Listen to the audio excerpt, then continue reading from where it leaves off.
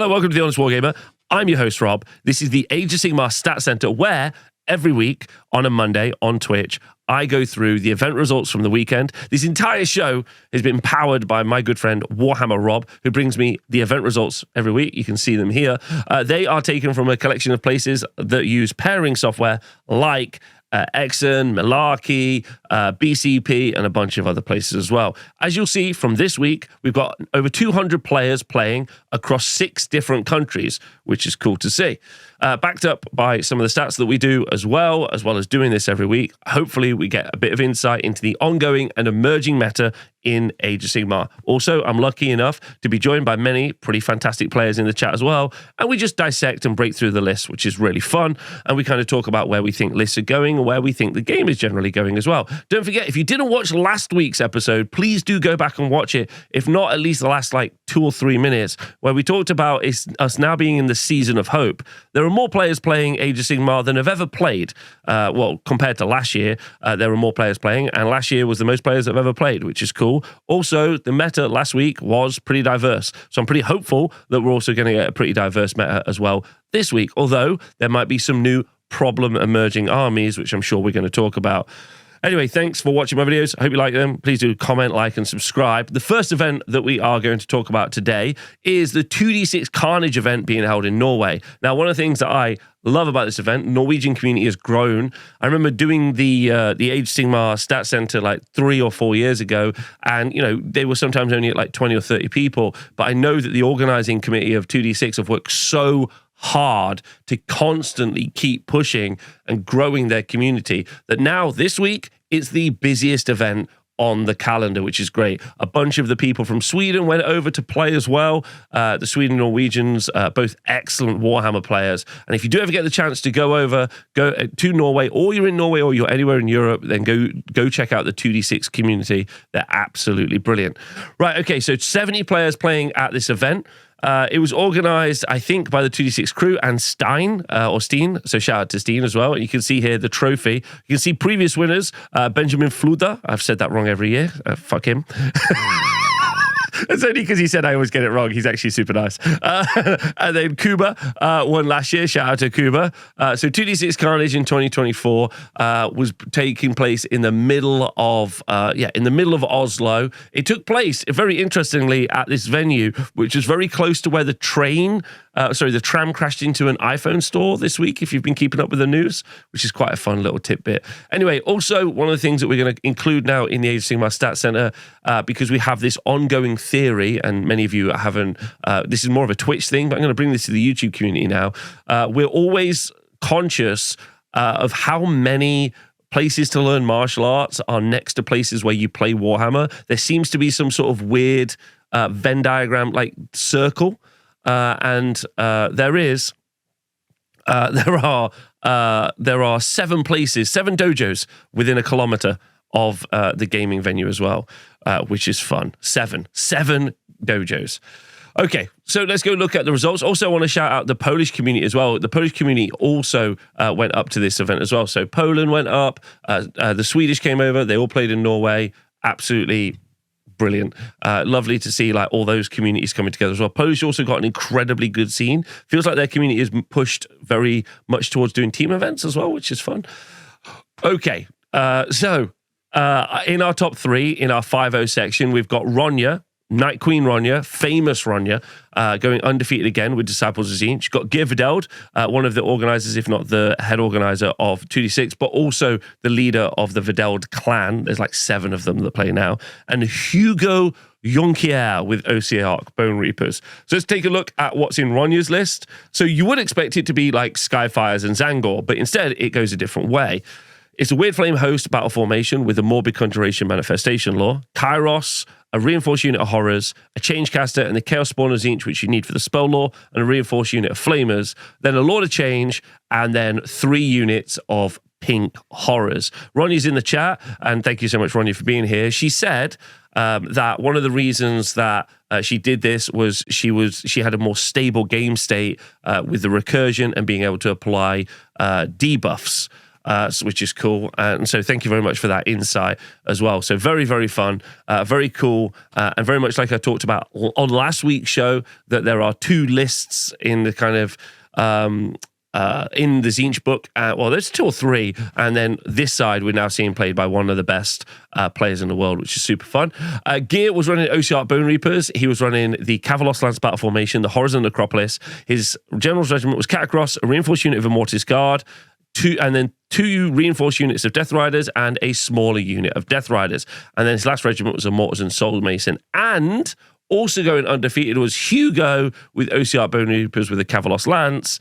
Horizon Necropolis is the Manifestation Law, but then Catacross, an Immortis Guard, a reinforced unit of Morghast Archai, Arcan, a small unit of Death Riders, and the Terratic Cohort. So in conjunction with the fact that we've also seen them, the Ballistari battle formation build with a bunch of crawlers, even though the Bone Reapers builds do sometimes and quite often feature Death Riders, they do have quite a broad roster in armies that do really, really well, which I think is super cool. It is being said in the chat, and I did say earlier, I don't think many people are describing Ossiarch Bone Reapers as, quote unquote broken. But then in the chat, Ronnies said that yes, they are an S tier army. So take her word for it, not mine. I respect her opinion more than mine on the issue. So maybe we're going into an Ossiarch Bone Reaper meta, which could be cool to see. But don't forget, Tzeentch up here as well. Tzeentch featured heavily over the past few weeks. So they're also one of the top armies. Let's go look at the 4-1s. All right, we're going to look at the 4-1s. And while the top 3 are 2 Ossiarchs in Tzeentch, we've got Ossiarchs being run by, Damien's running Disciple Tzeentch. Tomash is running the very underperforming Skaven. Probably need a points adjustment. Syndra is running Nighthaunt. Kuba is running Ideneth. Jonas is running Hedonites. Abe is running Ossiarch Bone Reapers. Yesper is running Ossiarch Bone Reapers. Ula is running Sylvaneth. Gear is running Stormcast Eternals. And a special shout out to Gear Viken, who is his first ever 4-1 at an event. Love that. And Adam Saf was running Karajan Overlords. So that's a very diverse mixture of armies at the top. Sure, there are loads of armies that are currently missing, and we should maybe talk about which armies are super underperforming at the minute, like Iron Jaws as an example, but a bunch of armies, and that is a big takeaway. Healthy meta. Are some armies a little bit too good? Maybe Bone Reapers, maybe Tzeentch? Maybe. Okay, anyway. So Damien was running Tzeentch, and this was kind of more of a trend, a list that we've seen trending over the past few months, rather than Ronnies 5.0 version. This is Weird Flame Host, Morby Kunj, but then it's got Kairos, Changecaster, and then 6 Skyfires, Lord of Change, Reinforced Unit of Blues, and then Pinks and Pinks. And the Pinks were reinforced, so it's cool to see. Tomash was running Skaven. So Skaven fans are going to be delighted at this list. So he's running the Warp Cog Convocation. His Manifestation Law was the Forbidden Power. And then his General's Regiment had Thanquol, but still, that's fine. And then a reinforced unit of Clan Rats, a unit of Clan Rats, and then a reinforced unit of Rattling Guns. So we did, thanks to the Age of Index crew, kind of go through the general output of what 6 Rattling Guns, so ageofindex.com, went through the Rattling Gun output, and I know many of you already know this already, but the Rattling Gun's shooting profile at 15 inches does something like, with the +1 to wound that you can get and reinforce, something like 19 damage against a 4-up save. And obviously he only took the unit of 6, otherwise you could double that up. Joke. He actually took 2 more reinforced units of Rattling Guns. So, against a 4-up save, doing about 60 damage in the shooting phase is pretty good, even if a lot of dice. Also, a Warlock Engineer and another unit of Clan Rats. Tomash, was in the chat right now. He was saying he actually thinks Rattling Guns should be a little bit cheaper. Let me know in the comments what you think. A lot of people disagree.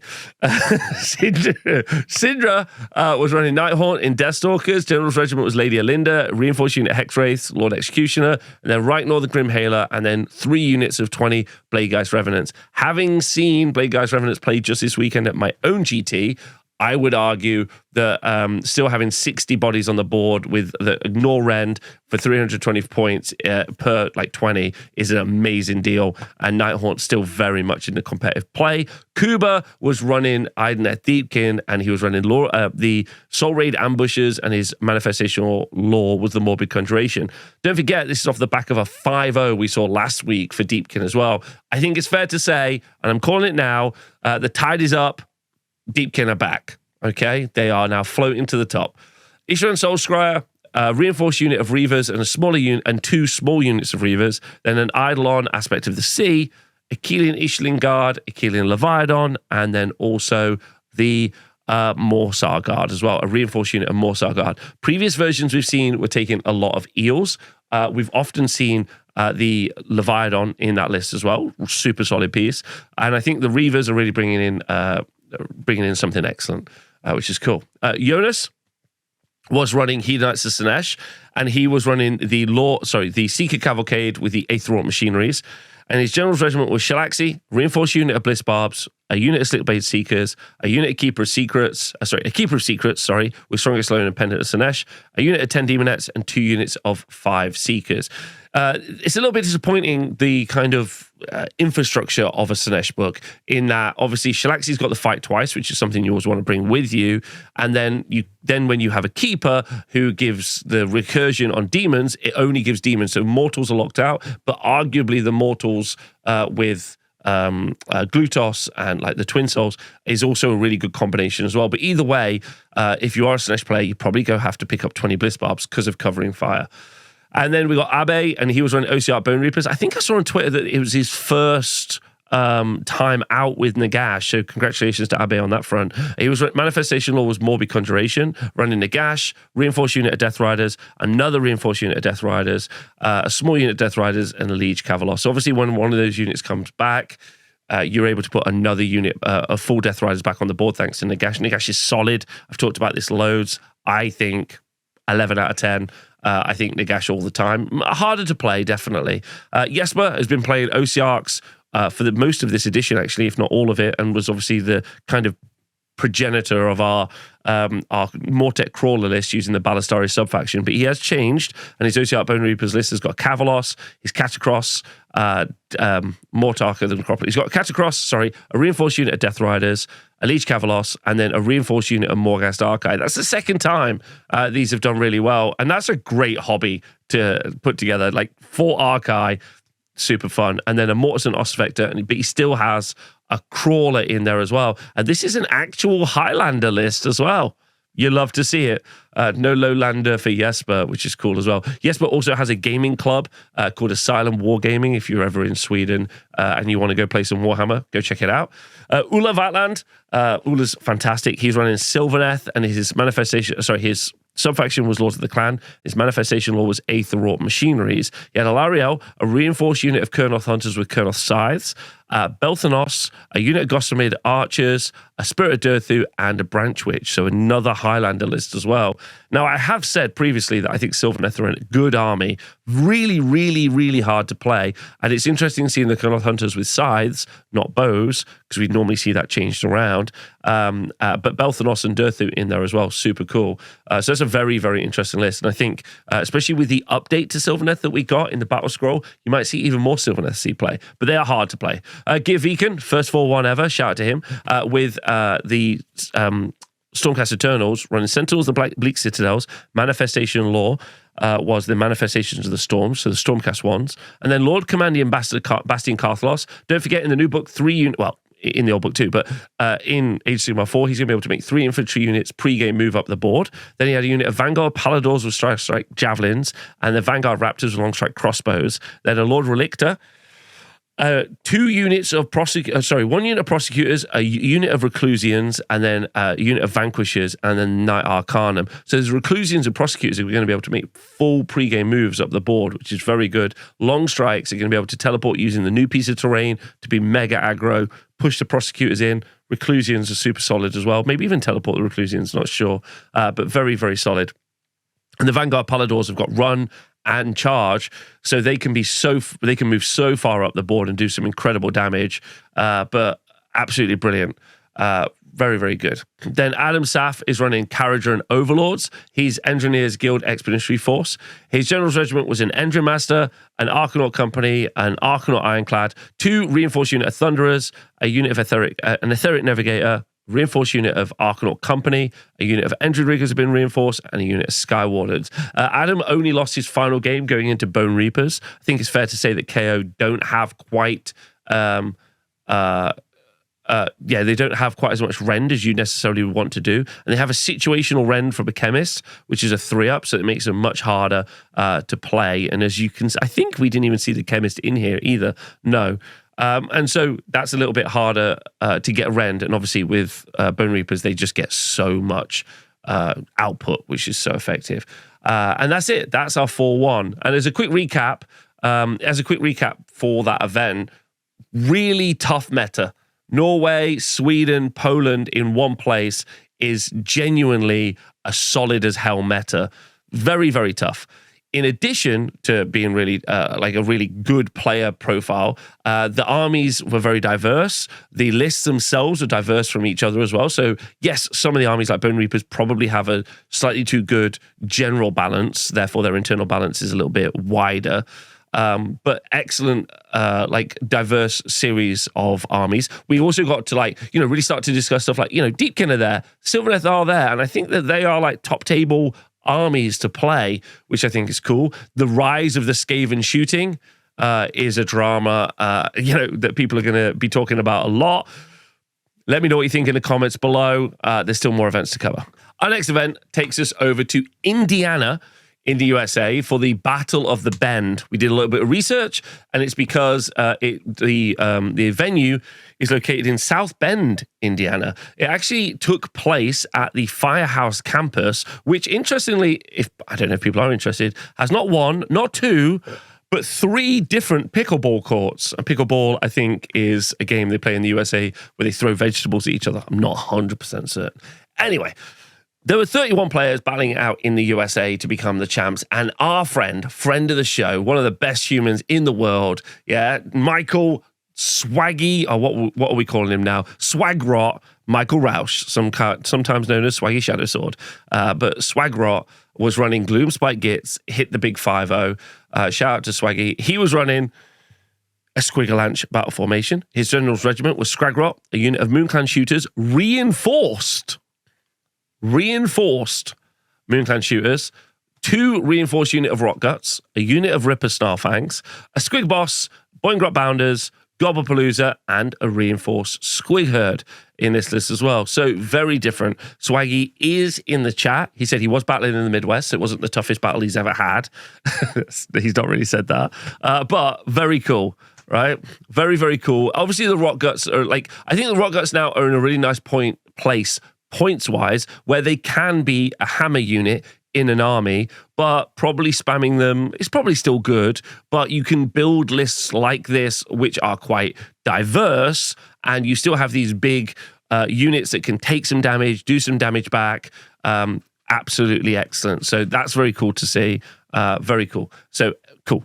Okay, let's look at the 4-1. So we've got Justin Crandall with Gloomspite Gits, Justin and Swaggy. So Michael, we're talking a lot about lists. The list's very similar. Jack Carwood with Sinesh, and very interesting. Austin with Fireslayers, something we haven't seen before. Paul Hinderman, also in Nighthaunt, and Josh Searle with Disciples of Tzeentch. So if we take a look at Justin's Squigalanch Gits list, he's using the Morby Kunch, Scragrot, a reinforced unit of Bounders, 2 reinforced unit of Rock Guts, a unit of Snarlfang, Squig Boss, Boingrot Bounders, and then 2 reinforced Squig Herds, right? So good. Pretty good, but like you said, he's been talking to Swaggy a lot, so they understand how those lists work together. Then Jack Carwood was running Hedonites and Sinesh in the Seeker Cavalcade. At this point, there are too many Sinesh lists in 4-1 pockets to say that Sinesh are not a good army. Like, anyone out there who's been telling you that they aren't good, we've seen too many Sinesh lists over too many weeks doing too well for them not to be at least okay, right? They're a 3-2-4-1 army, maybe probably they can never push to 5-0, but maybe they can. They're good. All right, then we've got General's Regiment, Shard Speaker of Sinesh, reinforced unit of Bliss Barbs, Hellstriders, reinforced unit of Slick Blades, then a Keeper of Secrets, reinforced unit of Bliss Barbs, a small unit of Bliss Barbs, and a unit of Seekers as well. So a little bit different to what we've seen previously again, with more units on the board and a Keeper of Secrets rather than going Shalaxi and a Keeper, which is cool to see. Then you got Austin running Fire Slayers. His manifestation law was the Magma Invocations, obviously. He had an Auric Runefather on Magmadroth and a reinforced unit of Hearthguard Berserkers with Broadaxes. And then an Auric Rune Smiter on Magmadroth, an Auric Rune Sun on Magmadroth, and an Auric Rune Master, and another reinforced unit of Hearthguard Berserkers with Flamestrike Pole Axes. And then lastly, an Auric Rune Sun on Magmadroth. So a load of big monsters. And actually, one of the things about some of these monster models that can be on the smaller bases, looking at you, Durthu is a good example, is you can put them quite close to each other. So if any unit is ever trying to charge you, that 3-inch attack range that we now have in Age of Sigmar is genuinely very effective. And, you know, people, when you clump stuff up, it's quite scary. But there we go. Then we got Paul Hinderman with a Deathstalkers list, so Nighthaunt and Morbid Conjuration. His General's Regiment was a Krulgas Cruciator. He had 2 reinforced unit of Plaguegeist Revs and a unit of Spirit Hosts. And then Reichnaut the Grim Hailer, 3 units of Hexwraiths, an Alrak, and a Lord Executioner. And then lastly, Joshua Zerl was running Tzeentch with a Weird Flame Host and the Manifestation Law being Morbi Kunj. His General's Regiment was Kairos, the Chaos Spawn for the Spell Law, reinforced unit of Zangor Enlightened, and a reinforced unit of Skyfires, then a Lord of Change, reinforced unit of Horrors, and a unit of Pink Horrors as well. So again, I just would like to point out that this is quite diverse, but continuing trends. We're seeing Disciples of Tzeentch in there, Nighthaunt still seeing play, Sinesh and Gitz, all in the mix, and that cheeky Fire Slayers out there as well. Very cool to see. Our next event takes us over to the Borås region of Sweden, a beautiful place, the rainiest place in Sweden, apparently. But there we go. Anyway, so we had 26 players battling out in Sweden at this event. And don't forget, several of the Swedish players also went over to the Norwegian event. So Sweden really representing themselves out there, you know, on the tables at the moment. And in first place, we've got Idoneth Deepkin. They are so back, being played by Konstantinos Kellis. So Konstantinos used to play, I think I've got this right, and I've got this wrong, I'm so sorry. Used to play a lot of Khorne when Khorne weren't really good. So I'm not talking about last edition. I'm not talking about the end of third, but before then as well. And so it was always pushed like slightly, maybe off-meta armies, slightly more difficult armies uphill. But winning this event with Identity, I'm unsurprised. So he was running the Achillean Beastmasters. He had an Eidolon. He had a unit of Ishlen Guard and a Leviathan. And then he had an Aspect of the Storm, which is different to our other 4-1 list we saw with Deepkin, which was running Aspect of the Sea. And then a unit of Ishlen Guard, which is like defensive eels, and then a unit of Morsar Guard, but reinforced, so that's offensive eels, a Tidecaster, and then he was running the Cronspine Incarnate for his Manifestation Law. So pretty light on models, especially with the Eidolon, 2 Eidolons, one of the Sea, one of the Storm, and the Leviathan. So, you know, nearly 1,000 points baked into 3 models there, and then a bunch of other stuff. So really small board presence ultimately, but incredibly impressive to see the win there. In second place, with a 4-1 was Theo Papachrysadula, and Theo was running Sylvaneth in the Outcast battle formation. He had Alariel, a unit of 6 Kingdom Hunters with Great Bows, Belthanos, unit of Tree Revs, unit of Gossiping Archers, and a Spirit of Durthu. So kind of similar to what we saw out from over in Norway, but we've swapped up the size for Great Bows. We've traded out having the Branch Witch in here as well. And Aetherwrought Machineries was the Manifestation Law. Then Jimmy D. Ula. Jimmy, apparently an absolutely brilliant human being to play Warhammer with. In the chat right now, some people who were at the event, and they said Jimmy's just one of the best people to play Warhammer with, so shout out to Jimmy. Anyway, Jimmy was running apparently 1 million goats. He was running Beast of Chaos, and his battle formation was the Marauding Brayherd. His General's Regiment was the Great Bray Shaman, a reinforced unit of Bestigor, a reinforced unit of Bestigor, and then 2 units of Ungor, and then a Great Bray Shaman, a reinforced unit of Bestigors, a smaller unit of Bestigors, and Centaurs. So I think if I've got my numbers right there, that is something like 70 Bestigor in the list, which is very cool. Then we had another Deepkin, another Deepkin going 4-1 with Andreas Johansson. He was running the Achillean Beastmasters as well. With Volturnus the High King, a unit of Ishling Guard, so defensive eels, a Leviathan, then the Aspect of the Sea Eidolon, with a reinforced unit of Morsar Guard, a small unit of Morsar Guard, and a unit of Namarti Reavers. Again, not a lot of board presence, but slightly more from this, and also that unit of Reavers, at least, to benefit from covering fire. And then lastly, we've got Daniel Turtle running his Sylvaneth. Sylvaneth, again, let's go, running Outcast Battle Formation. His Manifestation Law was Aetherwrought Machineries. His General's Regiment was a Lariel and a unit of Tree Revs. And then a Spirit of Durthu, Gossamer Archers, a unit of Colonel Hunters with Scythes, and a Tree Lord as well. So cool. So, I mean, some big takeaways there. Ultimately, some big takeaways from there. The a Deepkin, Sylvaneth, all in there. No LRL. No, like, where are LRL? Like, where are they? We're now, 3 events in. I've seen nothing. This is honestly crazy times. Our next event takes us over to the Netherlands, where the Dutch live. Which is cool to see. To the Threshold Invitational 6, which has got 20 players battling it out at this lovely venue, organised by the guys that for the past couple of years have organised the World Team Championship. So they're absolutely brilliant human beings. Shout out to Tom. And then some absolutely massive news. Get excited. Iron Jaws fans, I know you can't read, so you don't know what this says, but in this section, in the 5-0 section, Nick Frey is your new champion because Nick Frey has gone 5-0 with Iron Jaws. Ladies and gentlemen, is he the best player in the world? Great question mark. What was he playing with? Well, he was running the Iron Jaws Brawl battle formation with the Manifestation Lord, the Morby Kunj. His General's Regiment was a Mega Boss. He had a unit of our boys and then a reinforced unit of brutes, 2 more smaller units of brutes, Zogrock Anvil Smasher, 2 units of Gore Grunters, and then he had a War Chanter and a Weird Knob Shaman. So he did have all of the support pieces. 1 wizard with 1 cast in the Weird Knob Shaman with the Morbid Conjuration spell is pretty interesting. Flying against the idea that you have to take the Incarnate if you've only got a small amount of cast. A War Chanter. Then Gore Grunters for speed, for grabbing objectives. Brutes for smashing. But ladies and gentlemen, Nick Frey has done it. He's taken all of our hearts. Congratulations to Nick. Looking at the 4-1s, we've got Henk Fenis with Deathstalkers, obviously running the Nighthaunt, and his Manifestation Law was the Chthonic Sorceries. His General's Regiment was a Guardian of Souls. 3 reinforced unit of Blade Geist Revenants, which is amazing. Outright the Drowner, unit of Dreadblade Harrows, reinforced unit Hexwraiths, and Hexwraiths. And like I said before, you put 60 bodies that are unrenderable on the board, that's already a good start.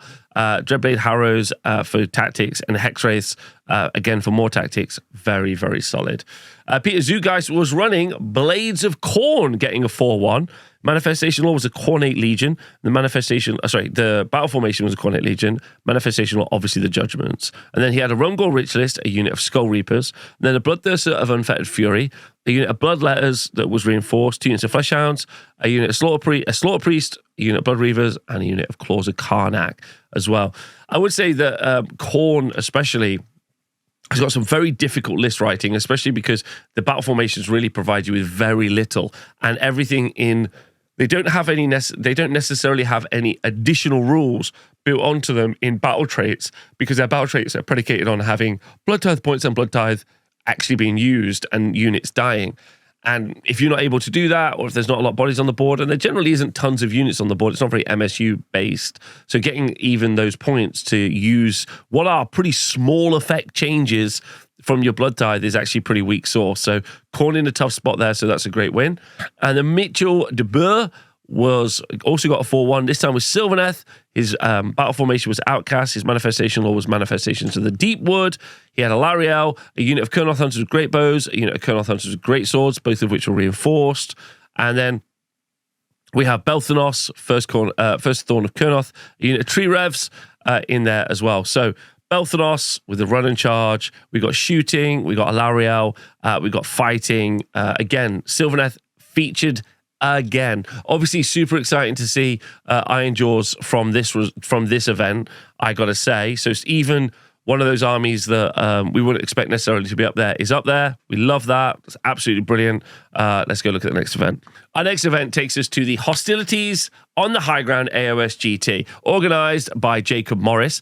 We had 18 players playing at this event. Now, a super cool thing about this event, and for people who are watching this as a video, it takes place at the absolutely fantastic High Ground Hobbies and Cafe, which I've talked about before, and is probably my #1 gaming venue in the world. There's a couple I really love. Shout out to Grognard, they're great as well. But this is absolutely peak.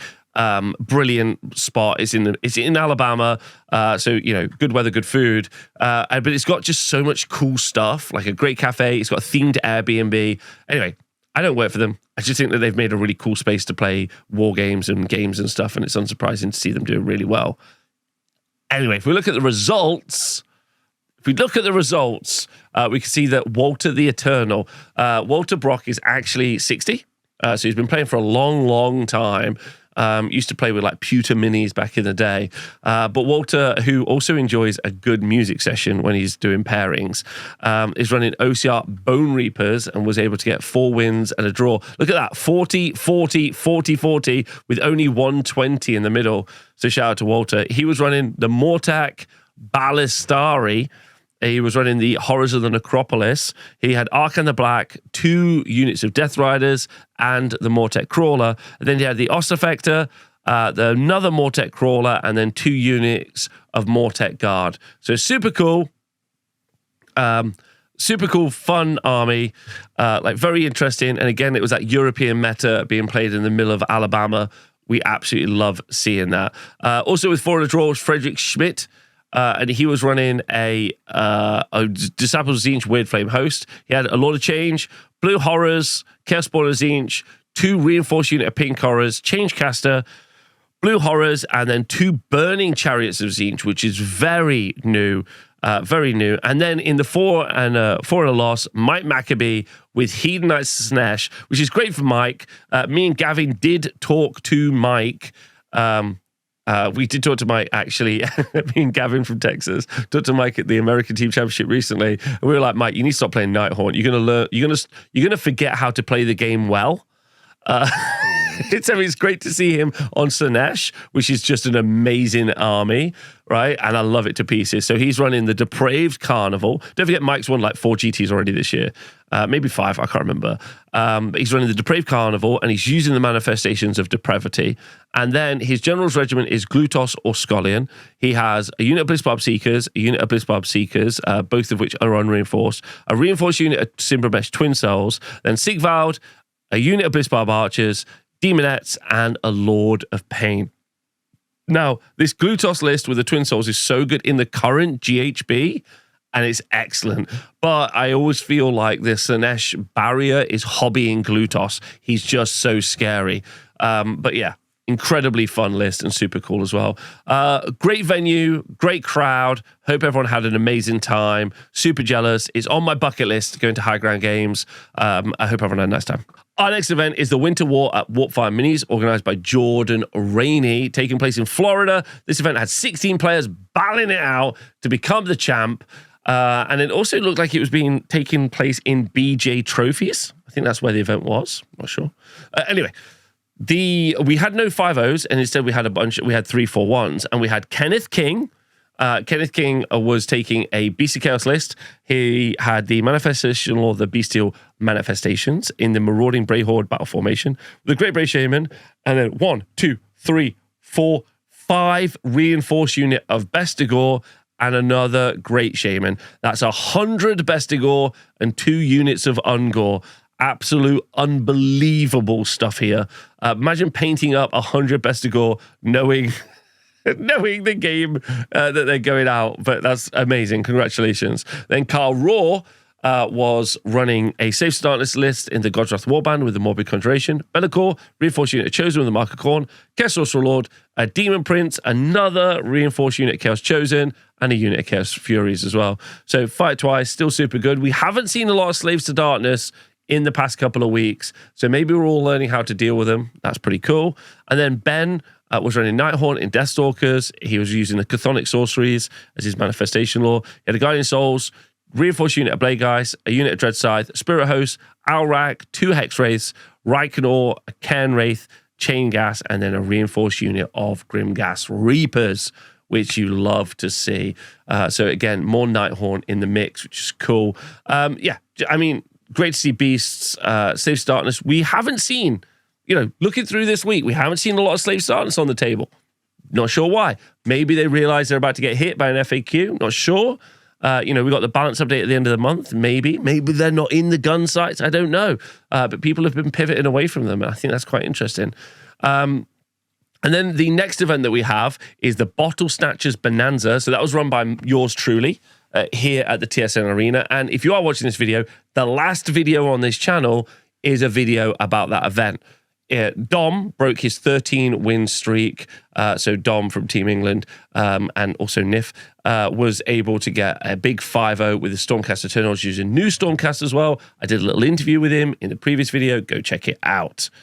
Our last event takes us over to Bolivia, which means this is the second 2-day GT that they've had in Bolivia, which means many of the other countries around there, Chile, Peru, a bunch of the other countries haven't had 2-day GTs. So South America needs to step it up. Bolivia leading the way. This event was called the GT Friend Pansexual de la Montañas, which I think means the Pansexual of the Mountains as an event name. It's a bold choice. Organized by Richard Villafrancois. And we only had 1-4-1 from this event. We only had 8 players, I think, playing. But they still managed to play a 2-day GT. It took place here at the Centro de la Illumination. Although actually on the event, it does say that it took place in the Department of Peace. We'll have to see. Anyway, coming on top of the Pansexuals was Jorge with his Boner Boys, the OCR Bone Reapers. And he was running the Cavalos Lance and his Manifestation Law with the Horrors of Necropolis. His General's Regiment was Arcan, a reinforced unit of Morghast Archai, and a Tetratic Cohort, which is a quite nice mirror to what we've seen in Sweden earlier, and then an Arch Cavalos Santos, and 3 unreinforced units of Death Riders, and then a Mortison Bone Shaper as well. And that's and that is a nice way to kind of like round off the events for this weekend, because I think we are in like a kind of like wave 2 of list writing for Age of Sigmar 4. We talked about this last week. We said that we started to see a bunch of iteration. And sure, I still think Lumineth are an incredibly strong army. Maybe people have got bored of them. Maybe people just want to try something else out. Now they're not just being handed wins by moving foxes around. They're moving on to other pastures. We're seeing so many armies in the top bracket we weren't expecting to see, and many meta-representing armies fall off. Like, where are Slaves to Darkness this week? I don't know.